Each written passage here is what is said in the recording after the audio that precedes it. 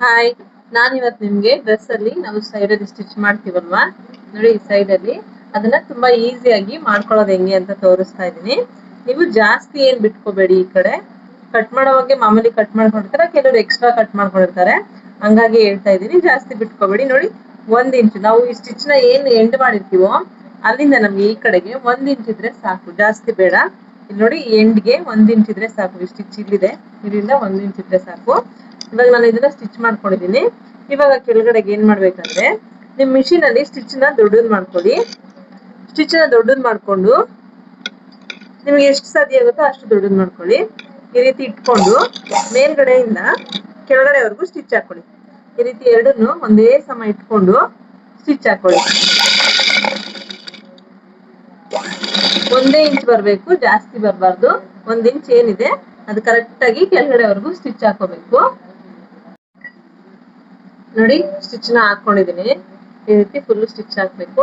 Stitch ಹಾಕಿದ್ಮೇಲೆ ಏನಪ್ಪ ಮಾಡ್ತಾರೆ ಇವರು ಅನ್ಕೋಬೇಡಿ, ತೋರಿಸ್ತೀನಿ ಇವಾಗ. ತುಂಬಾ ಅಂದ್ರೆ ತುಂಬಾ ಈಸಿಯಾಗಿ ಸ್ಟಿಚ್ ಹಾಕಿರೋದನ್ನ ಈ ರೀತಿ ಡಿವೈಡ್ ಮಾಡ್ಕೊಂಡು ಹಾಕೊಡಿ. ಆಮೇಲೆ ಏನ್ ಮಾಡಿ ಅಂದ್ರೆ, ಇಲ್ಲಿ ನೋಡಿ ಕೆಳಗಡೆ ಈ ರೀತಿ ಫೋಲ್ಡ್ ಮಾಡ್ಕೊಳ್ಳಿ. ಈ ರೀತಿ ಫೋಲ್ಡ್ ಮಾಡ್ಕೊಂಡು ಫ್ಲಾಟ್ ಆಗಿ ಸ್ಟಿಚ್ ಮಾಡ್ಕೊಳ್ಳಿ.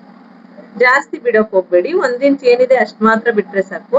ಅವಾಗ ಫೋಲ್ಡಿಂಗ್ ಆಗಿ ನಿಮ್ಗೆ ನೀಟಾಗಿ ಬರುತ್ತೆ. ನೋಡಿ ಈ ರೀತಿ ಫೋಲ್ಡ್ ಮಾಡ್ಕೊಂಡು ನೀಟಾಗಿ ಸ್ಟಿಚ್ ನ ಹಾಕೋ ಬರ್ಬೇಕು.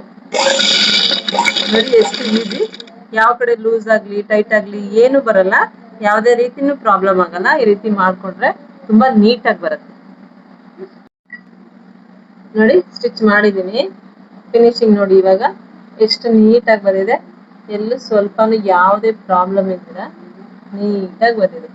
ಇವಾಗ ಏನಪ್ಪ ಮಾಡೋದು, ಸೆಂಟ್ರಲ್ ಸ್ಟಿಚ್ ಹಾಕ್ಬಿಟ್ಟಾರಲ್ಲ ಅನ್ಕೊಂಡ್ರ, ದೊಡ್ಡದಾಗಿ ಸ್ಟಿಚ್ ಹಾಕಕ್ ಹೇಳಿದ್ದೆ ಅಲ್ವಾ ನಾನು.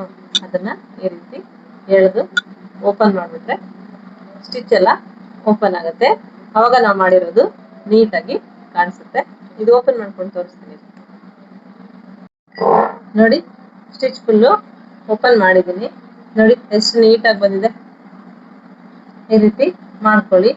ವಿಡಿಯೋ ಇಷ್ಟ ಆದ್ರೆ ಲೈಕ್ ಮಾಡಿ. ಇದೇ ತರ ಟಿಪ್ಸ್ಗಳಿಗಾಗಿ ನನ್ನ ಚಾನೆಲ್ನ ಸಬ್ಸ್ಕ್ರೈಬ್ ಮಾಡ್ಕೊಳ್ಳಿ.